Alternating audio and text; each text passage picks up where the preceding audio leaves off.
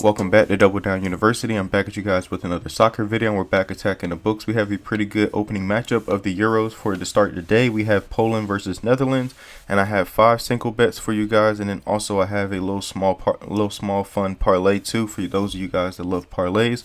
But let's get into it. So we have Poland going up against Netherlands, and I'm kind of pull up their lineups and basically talk you guys through just the matchup and just what I think is going to happen. So basically, Poland, they've been dealt a really bad hand of cards going into the Euros because, for one, they're down 2 of their really world-class strikers, if that makes sense, because Milic and then also Wondolowski. So pretty much 3 of their strikers are pretty much injured, as Karol Swiderski, excuse me if I messed up his name, Robert Lewandowski, which everybody knows him from his days back in Bayern, scoring goals for them, and then also now he plays for Barcelona, so he scores goals for them as well. So they have 2 players from 2 of the top biggest clubs in all of Europe, and they're both injured, as Milic plays for Juventus, and he is injured too. So all of their goal scoring production is pretty much compromised because of those 2, and they don't really have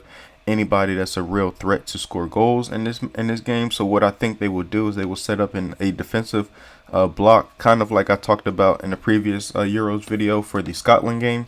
They will set up in a defensive, pretty much a defensive zone, where they have a back 3, they have a midfield of 5 to try to control possession, pretty much a midfield of 6, because you have these 5 in the middle right here, and then you also have this holding player that's playing a 10 role, which is like the facilitator trying to get the ball to Busquets. But I think that this will be a non-factor, and they just don't have the talent and the overall attacking threats to be able to pose problems for Netherlands, who have one of the best back lines in probably this whole tournament, with Denzel Dumfries, Steven de Vrij, Virgil van Dijk, and then one of my favorite players, Nathan Ake, because I'm a Man City fan, so I watch him pretty much religiously at Man City. So, and then they also have Xavi Simons, but they've also been dealt a bad hand as well, because they are hindered in their midfield, as Frankie de Jong is out for the tournament, and then they also have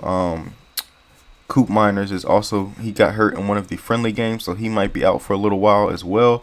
So they're pretty much neutered in the midfield, and I feel like that's robbing this team, because they have so much attacking brilliance to be able to score goals and things of that nature, that they have to go to their B team as far as midfielders. But Veerman is really good. He is more of their set piece type of person, where he takes their set pieces, whether it's corners or free kicks and things of that nature, because of the loss of Coop Miners, who's a really good passer and set piece passer as well. Same thing goes for De Jong. So but then also they have threats to score, as you have Memphis Depay, you have Cody Gakpo, and then this young kid is just brilliant, Xavi Simons. I think he could be up there with Lamine Yamal as one of the best young players in the tournament. So I really like their attack, and I just think that they're just going to dominate this game from the jump. They're a real big possession-based team. They play the way I like to play, which is build up from the back, meaning you use your back line to be able to help start your offensive attack and build through your midfield, and then also go to your attackers as well. So they don't play super direct, where they just bomb the ball forward, which I hate, man. I hate that form of soccer to the core, because it just basically gives your defenders on the other team a chance to play the ball, which, if you're building up through the back, you're basically just finding spaces that they've vacated and be able to exploit those spaces as well. But I'm not going to get too deep into tactical talk.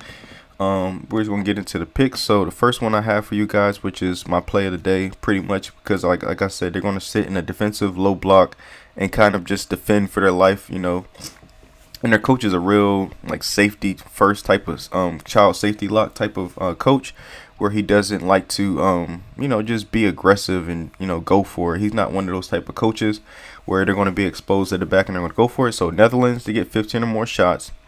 I also have Netherlands to get 5 or more shots on target, as well as I'm a ladder their shots on target with them to get 5 shots on target or more, as well as 6 shots on target or more. But the 6 shots on target or more actually pays a little better at plus 105.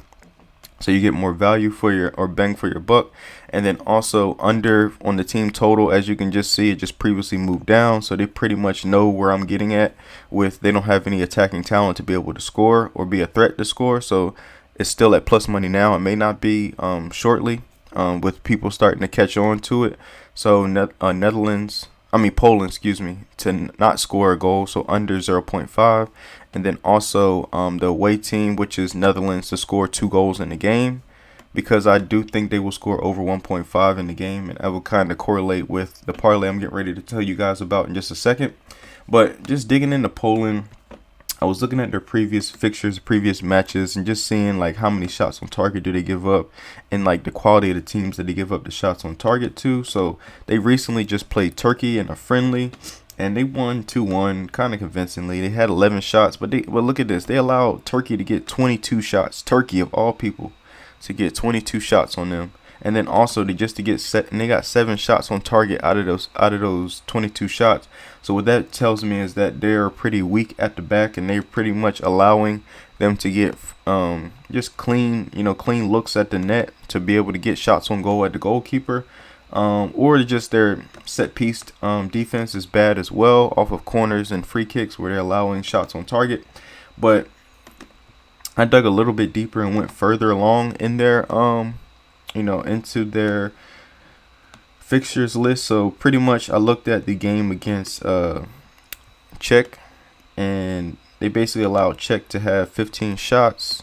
And they took 18, but I think they had Lewandowski at this point. But they also allowed them to get 3 shots on target. So as a Czech team, they're not good. They have pretty solid players like Thomas Souček, things of that nature, but they're not elite. So I looked at, I wanted to look at just the elite teams that they played. So they played against Germany. This was a friendly. And Germany ended up getting 9 shots on target out of the 26. So they were pretty efficient as well against them. And then even looking back to just like the Nations League, when they did play them, I think they played them 3 times. 2 out of the 3 games, they got 6 shots on target. I think 1 game they came up short where they didn't get 6 shots on target, as you can see here they got 17 total shots. And let's see if I can find the shots on target. They got 6 shots on target in this match. But if you look right here, look at this. All of their shots are just coming from a vast majority of any random places. Like a lot of their shots is coming from deep outside of the box, which bodes well for us when we have just regular team total shots that they're willing to shoot from anywhere. It doesn't have to be cute or pretty, just where it has to come inside the box. So they have edge of the box, long shots, as well as a lot of shots inside the box. So that tells me that they're able to get shots anywhere that they want. So I really like this for them to get 6 shots on target for plus money, and then also for them to get 5 at just minus 170 or whatever. But let's get into the little small parlay I have for you guys. So the parlay I have for you guys, I don't know why it's saying that they can't be combined, because it's nothing crazy that I have in here. I might have to take Xavi Simons out maybe. Yeah, I took Xavi Simons out and it's able to work. So what we have, a little small parlay, we have Memphis Depay to get 2 or more shots, Cody Gakpo to get 2 or more shots, and over 1.5 goals. And that gets you at a price of minus 126, which is pretty good considering both of these guys are pretty high odds for them to get 2 shots. As you can see, Depay is minus 11, almost minus 1100, almost minus 1200, I should say. Gakpo is minus 320. So we got that juice dumbed down to a really manageable part where we're going to profit. So that is my little small parlay, and I will kind of post it on my page for those of you guys that are instead of you having to pause the video and trying to find all the legs to the parlay, I'll post it in the community section of the of my page. So be on the lookout for that as well.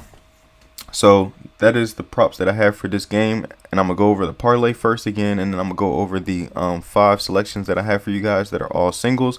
So I have Memphis Depay over 2 or more shots, Cody Gakpo 2 or more shots, and then over 1.5 goals in the game for the parlay. And then also for the straight bets for all the singles, I have Netherlands to get 15 or more shots, Netherlands to get 5 or more shots on target, Netherlands to get 6 or more shots on target, Poland not to score, so Poland under 0.5, the home team. They are the home team, so don't get them confused and take the away team under 0.5, because that will be a losing bet very, very quickly. And then the away team, like I said, which is Netherlands, over 1.5 goals scored, which you're getting it at minus 154, which I think is outrageous. I think it should be somewhere around minus 200, just given that they're going to be sitting defensively the whole game. Poland, so they're not going to be able to get out and break and try to score against them. And Netherlands are like I said, they're one of the best defensively solid teams. Who, man, I think Virgil van Dijk is one of my favorite center backs to watch, because he's like, if you put LeBron James on a soccer pitch, he just has every attribute that you want from a center back. He's fast, he's quick. He can use his head for clearances. He can pretty much match, your top guy 1v1 and basically win that race every single time. So that is why I like Netherlands so much in this game. So those are my plays for this game. I appreciate you guys. Please comment, subscribe, and I'll see you guys next time, and best of luck.